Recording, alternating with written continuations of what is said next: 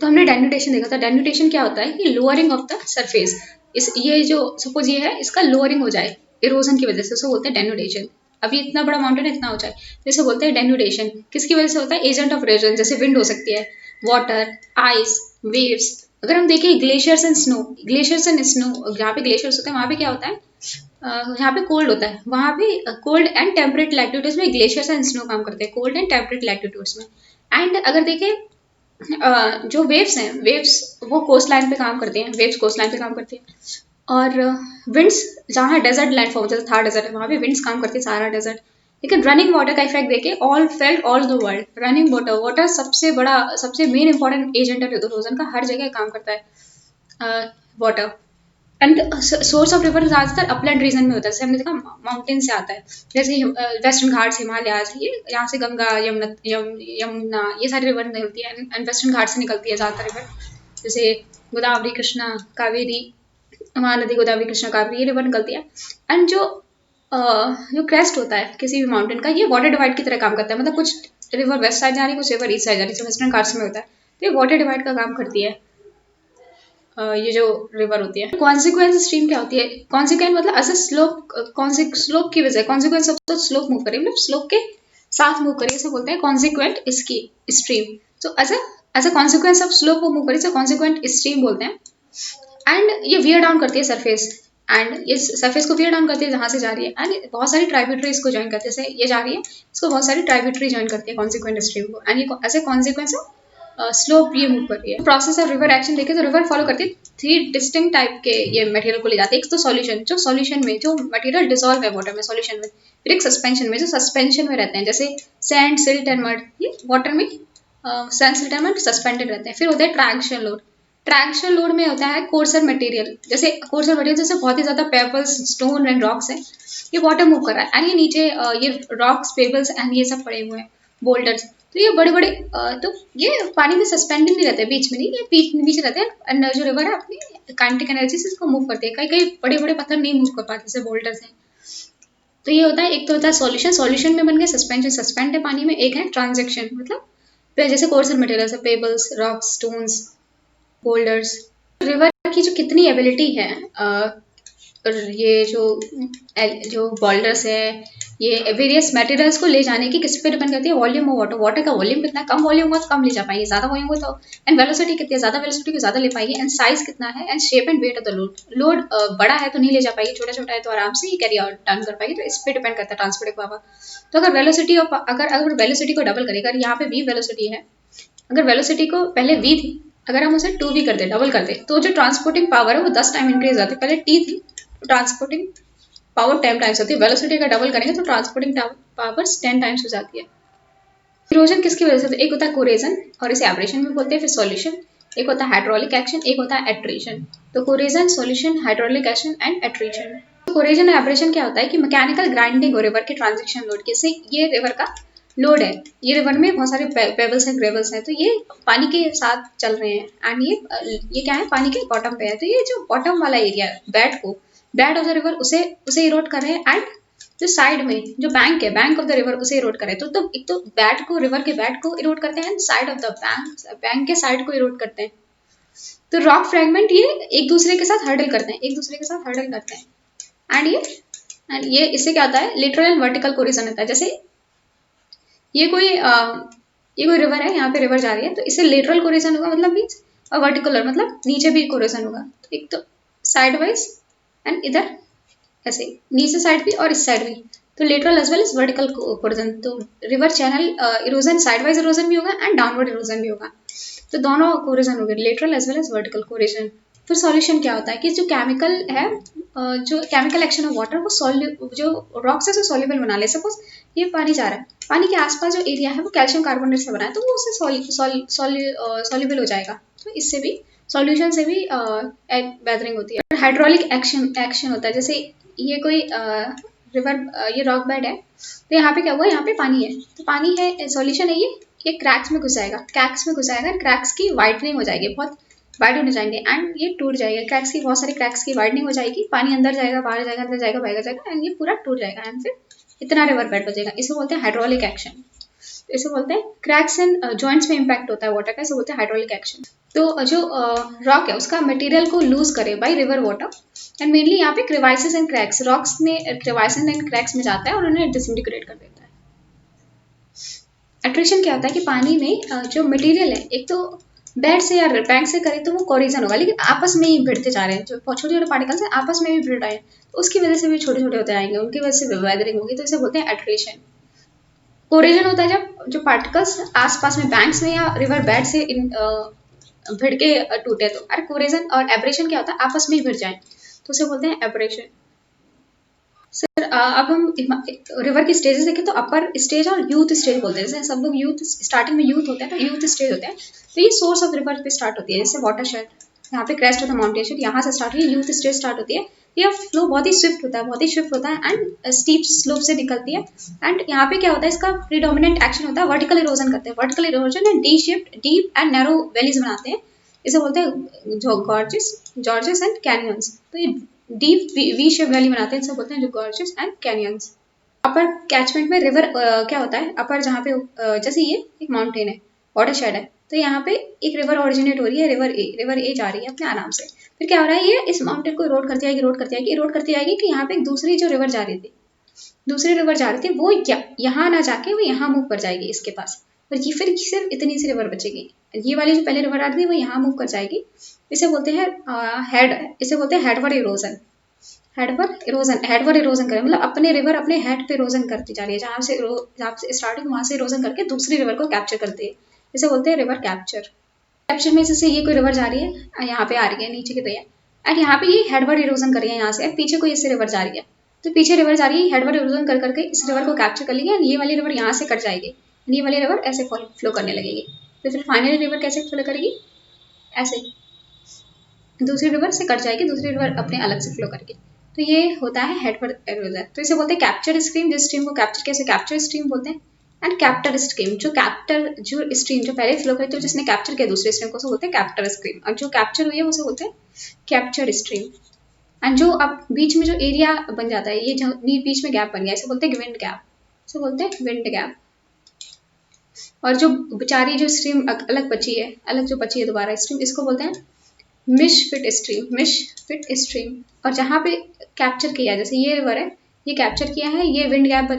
बचा है, एंड ये है जो दूसरी रिवर बची है, इसे मिसफिट स्ट्रीम बोला है, इसे बोलते हैं एल्बो ऑफ कैप्चर, इसे बोलते हैं elbow of capture.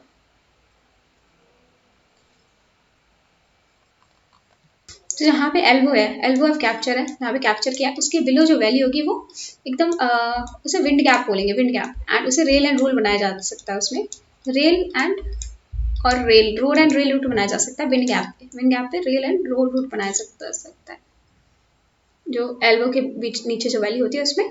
Rail and role root बनाया जा सकता है, रोड रूट। तो रैपिड्स क्या होते हैं, जैसे पानी है, पानी के नीचे एक हार्ड रॉक है, सॉफ्ट रॉक है, ये रॉक है, ये हार्ड रॉक थोड़ी ऊपर आएगी, फिर सॉफ्ट रॉक आएगी, फिर हार्ड रॉक ऊपर आएगी। तो ये इसका यूज रिवर राफ्टिंग में किया जाता है, कभी कभी ऊपर आते हैं, कभी कभी नीचे आते हैं, कभी ऊपर आते हैं नीचे आ जाते हैं। तो क्योंकि सॉफ्ट रॉक है, यहाँ पे हार्ड रॉक है, तो ये थोड़ा ऊपर रहेगा, तो इसका यूज किया जाता है रिवर राफ्टिंग में, रैपिड आता है तो hard rock and soft rock, ये हार्ड रॉक है, सॉफ्ट रॉक है, तो रिवर राफ्टिंग में इसका काफी यूज होता है। फिर हार्ड रॉक आती है, फिर सॉफ्ट रॉक आती है, रिवर राफ्टिंग में इसका काफी यूज होता है। रैपिड का लार्जर वर्जन होता है, बहुत ही हाफ, जिसे बोलते हैं कैटरैक्ट। तो रैपिड का बहुत ही लार्जर वर्जन होता है, बहुत ही बड़े बड़े रैपिड्स, उन्हें बोलते हैं कैटरैक्ट। तो रैपिड में हुए हार्ड रॉक, फिर soft rock, hard rock and soft rock, and rapid में बहुत बड़े बड़े लेवल पे हार्ड रॉक ही चला है बहुत देर, सॉफ्ट रॉक चला है, तो कैटरैक्ट बहुत बड़े लेवल पे होता है ऐसा। फिर वाटरफॉल क्या होता है कि जैसे हार्ड रॉक है एंड इसके नीचे सॉफ्ट रॉक थी, तो ये जब पानी आके ऐसे गिरेगा तो ये यहाँ पे एक प्लंज पूल बन जाएगा, यहाँ पे कुछ रिवर के ये टुकड़े होंगे, जैसे ये टूट गया, इतना टूट गया एंड ये गिर गया, फिर वाटरफॉल यहाँ से आने लगेगा, एंड ये जो यहाँ पे बनेगा इसे बोलते हैं प्लंज पूल। तो हर एक फॉल के नीचे एक पूल होता है, इसे बोलते हैं प्लंज पूल। वाटरफॉल के नीचे होता है पूल, इसे बोलते हैं प्लंज पूल। जब रिवर गिरेगी तो ये प्लंज पूल को भी रोड करेगा, जो प्लंज पूल है इसको भी रोड करता जाएगा नीचे नीचे तक। तो पॉट होल्स कैसे क्रिएट करते हैं कि पानी है, पानी के अंदर, पानी के नीचे बेड पे बहुत ही स्विरलिंग मोशन हो रहा है, इरेगुलरिटीज हो रही है रिवर बेड पे, तो वाटर एक लेवल ऐसे स्विरल घूम रहा है, तो इसकी वजह से ये नीचे और घड़ा, पहले इतना घटा था, फिर इसे और नीचे किया, और अभी भी मूवमेंट्स हो रहा है वाटर का, एंड यहाँ पे बहुत ज़्यादा हॉलो और भी ज़्यादा नीचे जा रहा है। तो इसे बोलते हैं जो इन रॉक्स को जो ग्राइंडिंग कर रहे हैं, कुछ रॉक्स हैं जो ऐसे ऐसे घूम रहे हैं स्वर्लिंग मोशन में, एंड इस गड्ढे को बड़ा करते आ रहे हैं, इसको बोलते हैं ग्राइंडर्स। एंड फिर ये प्रोसेस कंटिन्यू होती आती है, and they continue enlarging pot holes. तो ये कंटिन्यू करके ये घूमते रहते हैं, जो ये ग्राइंडर्स से घूमते रहते हैं एंड पॉट होल्स बनाते हैं, बहुत बड़े करते जाते हैं पॉट होल्स, नीचे से नीचे करते जाते हैं पॉट होल्स। मिडिल स्टेज में एंड मैच्योर स्टेज होती है, इसमें क्या होता है कि ये अभी तो वी शेप वैलीज बना रही थी, अब जो वैलीज है वो और वाइडन करेगी, तो वैलीज और वाइडन होती जाती है आगे आके। इसमें क्या होता है कि बहुत सारी रिवर्स कॉन्फ्लुएंस में मिलती है, जैसे गंगा है, गंगा में बहुत सारी रिवर्स कॉन्फ्लुएंस में मिलती है आके। तो अब इसका क्या करते हैं, वाटर वॉल्यूम ऑफ वाटर बढ़ जाता है, बिकॉज बहुत सारी रिवर का कॉन्फ्लुएंस मिल रहा है, तो इसका रिवर लोड बढ़ जाता है, एंड रिवर जो वर्क है रिवर का प्रिडोमिनेटली ट्रांसपोर्टेशन है और सम डिपोजिशन है, कुछ डिपोजिशन भी हो रहा है, एंड ट्रांसपोर्टेशन हो रहा है यहाँ पे, कुछ आसपास डिपोजिशन भी करते हैं। इस मैच्योर स्टेज में वेलोसिटी डिक्रीज नहीं होती, वेलोसिटी अच्छी खासी रहती है। तो पहले भी वेलोसिटी अच्छी थी, मैच्योर स्टेज में भी वेलोसिटी अच्छी रहती है, यहाँ पे बहुत सारा वॉल्यूम बढ़ जाता है, वेलोसिटी डिक्रीज होती है, यहाँ पे कुछ कुछ डिपोजिशन भी करती है अपने रिवर बेड के आसपास। बिल्कुल उसके कुछ फीचर्स है, देखिए इंटरलॉकिंग स्पर्स बनते हैं, इंटरलॉकिंग स्पर, रिवर क्लिफ्स और slip off slopes and cliffs and rift slip off slope and meanders बनते हैं। तो interlocking spur, river cliffs and meanders. Interlocking spurs होते हैं, ये माउंटेन ये माउंटेन ये माउंटेन ये माउंटेन ये माउंटेन ऐसे होता है, तो इसके रिवर्स, इसके बीच से रिवर मिएंडर करके निकलती है, जैसे बोलते हैं इंटरलॉकिंग स्पर्स। ये माउंटेन ये माउंटेन ये माउंटेन ये माउंटेन, तो इसके बीच से रिवर्स निकलती है, ऐसे बोलते हैं इंटरलॉकिंग स्पर्स। मिएंडरिंग होती है, मिएंडरिंग क्यों हो रही है, बिकॉज इंटरलॉकिंग स्पर्स की वजह से यहाँ पे मिएंडरिंग होती है रिवर की। रिवर क्लिफ क्या होती है, स्लिप ऑफ स्लोप क्या होता है, ये रिवर का कोर्स है, एंड ये रिवर यहाँ जा रही है, तो रिवर यहाँ पे रिवर यहाँ से मूव कर रही है, तो रिवर जब यहाँ से मूव करेगी तो वो ये क्या करेगी, इस चीज़ को, इस पोर्शन को इरोड करती जाएगी, यहाँ पे रिवर क्लिफ बना देगी, इस चीज़ को इरोड करेगी, इरोड करके डिपॉजिट यहाँ पे करती जाएगी, इस जगह डिपॉजिट कर जाएगी, यहाँ पे बनाएगी स्लिप ऑफ स्लोप। तो रिवर क्लिफ बनाएगी यहाँ पे, ये यहाँ से इरोड करती जा रही है, अगर हम नीचे वाला पोर्शन देखें तो यहाँ पे इरोड करती आ रही है और यहाँ पे डिपॉजिट करती जा रही है, जहाँ पे डिपॉजिट कर रही है रिवर उसे बोलते हैं स्लिप ऑफ स्लोप, एंड जहाँ से इरोड कर रही है उसे बोलते हैं रिवर क्लिफ। तो ये क्लिफ बन जाएगी, एंड यहाँ पे स्लिप ऑफ स्लोप, यहाँ पे डिपोजिशन हो जाएगा, उसे बोलते हैं स्लिप ऑफ। तो जब रिवर पहले ग्रेविटी से नीचे आ रहा है, नीचे जब प्लेन एरिया में आता है तो एकदम जो ग्राउंड फोर्सेस होते हैं, इरेगुलरिटीज होती है ग्राउंड फोर्स में, उसकी वजह से रिवर मिएंडर करती रहती है, रिवर मिएंडर करती है, तो ये स्ट्रीम ऐसे जा रही है, फिर और इरेगुलरिटी शेप में ऐसे हो गई और ऐसे हो गई, फिर ये और पास में आएगी इसकी नेक, फिर ये अलग हो जाएगी, एंड ये ऑक्सबो लेक अलग से बन जाएगी, और इसे कट फ्रॉम द मिएंडरिंग जो स्ट्रीम से अलग हो जाएगी, एंड ऑक्सबो लेक बनाएगी। नेचुरल लेवे क्या होती है, रिवर आ रही है तो ये अपने along the bank of the river जो सिल डिपॉजिट करती है उसे बोलते हैं नेचुरल लेवे, बोलते हैं नेचुरल लेवीज। अपने बैंक के अलोंग रिवर जो सिल डिपॉजिट करती है उसे बोलते हैं नेचुरल लेवे। लोअर प्लेन और ओल्ड स्टेज में क्या होता है, अब जो रिवर है अब वो ब्रॉड हो जाएगी, एंड यहाँ पे बहुत ज़्यादा डिपोजिशन करती है, अब वर्टिकल कोरोजन ऑलमोस्ट खत्म हो जाता है, लेटरल कोरोजन अभी ने जो बैंक्स है, रिवर अपने बैंक्स को और फर्दर इरोड करती है, रिवर्स अपने बैंक्स को इरोड करती रहती है, वॉल्यूम ऑफ वाटर काफ़ी ज़्यादा हो जाता है, एंड यहाँ पे डिपोजिशनल होता है,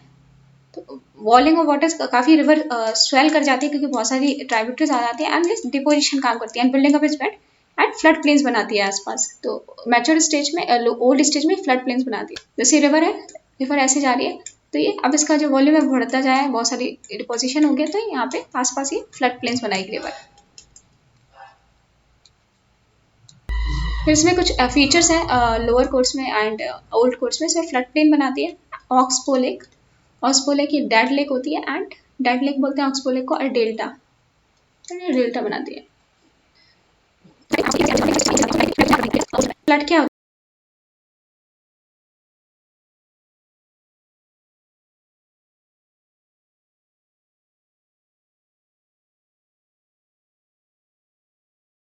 है, रिवर के आसपास जो लो लैंड एरियाज होता है, जहाँ तक रिवर का पानी जाता है, लो लैंड एडजस्टेड एरिया, जहाँ तक फ्लड कर सकती है रिवर, पानी इसका बाहर आके जहाँ तक जाता है उसे बोलते हैं फ्लड प्लेन्स। तो बहुत ही फर्टाइल होते हैं, एंड मटेरियल अपने बेड में भी डिपॉजिट करती रहती है रिवर, तो उसका बेड भी रेज हो जाता है, मतलब अगर पहले अगर ये रिवर है, रिवर का बेड पहले इतना था, तो अब और ऊपर बढ़ जाएगा, एंड रिवर सपोज ये है, अगर ये रिवर है तो रिवर के बेड में और डिपोजिशन हो जाएगा, एंड आसपास भी जो फ्लड प्लेन है यहाँ पे भी डिपोजिशन हो रहा है, फ्लड प्लेन भी डिपोजिट हो रहा है, एंड साइड में, एंड अगर ये रिवर ऐसी है, रिवर के साइड में भी कुछ डिपोजिशन होता है, तो फ्लड प्लेन डिपोजिशन हो रहा है, साइड्स में भी डिपोजिशन होता है, जो अपने साइड पे जो रिवर डिपोजिट करती है उसको बोलते हैं लेवीज, उसको बोलते हैं लेवीज। तो रिवर अपने साइड में जो डिपोजिट करती है उसे बोलते हैं लेवीज।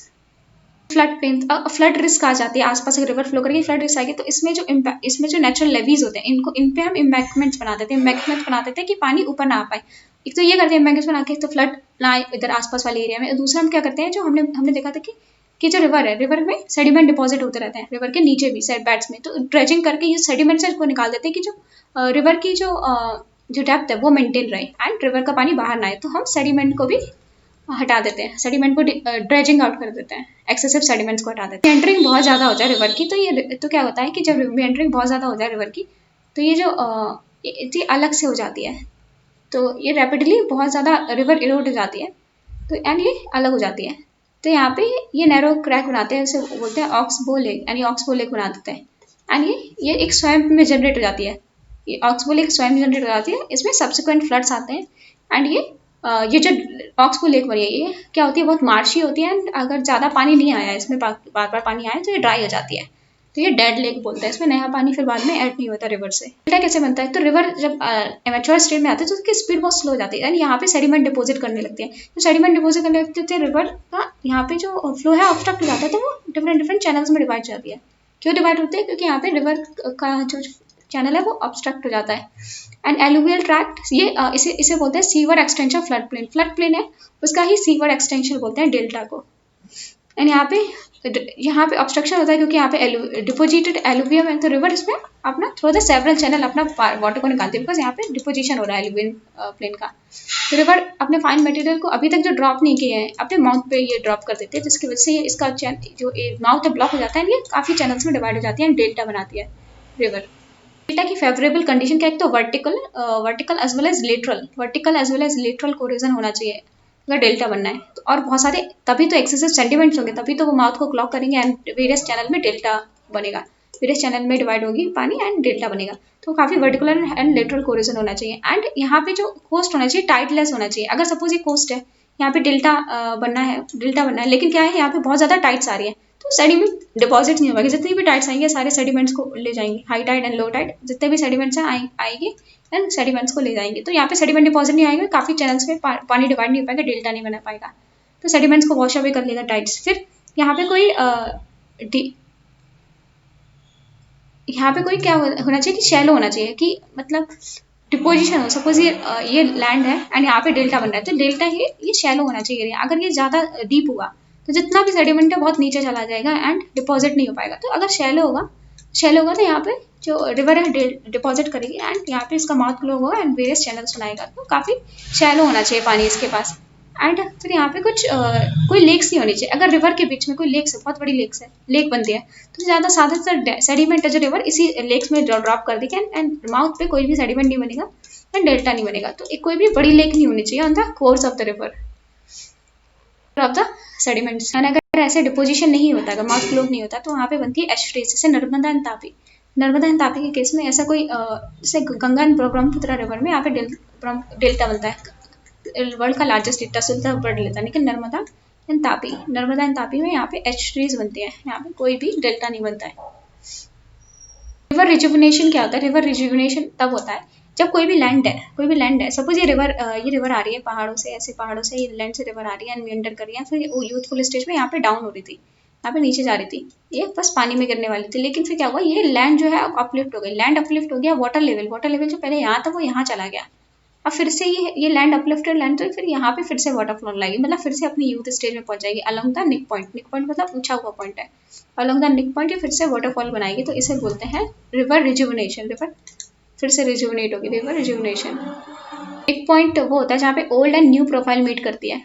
उसे बोलते हैं निक पॉइंट, मतलब यहाँ पे पहले रिवर खत्म होने वाली थी, बस अब वाटरफॉल होने लगा क्योंकि रिवर लैंड अपलिफ्ट हो गया या रिवर पीछे चलेगी, तो इसे बोलते हैं निक पॉइंट, जहाँ पे ओल्ड और न्यू प्रोफाइल मिलती है उसे बोलते हैं निक पॉइंट्स। और अगर रिजुविनेशन अपर स्ट्रीम में होगा तो रिवर तो बहुत ही ज़्यादा डीप और ज़्यादा जैसे अगर अपर स्ट्रीम में ऑलरेडी आ रहे हैं, अपर स्ट्रीम में और अपलिफ्टमेंट हो जाए तो और ज़्यादा उसमें वी शेप्ड वैली बनेगी, बहुत ज़्यादा वर्टिकल कोरिलेशन होगा। And middle and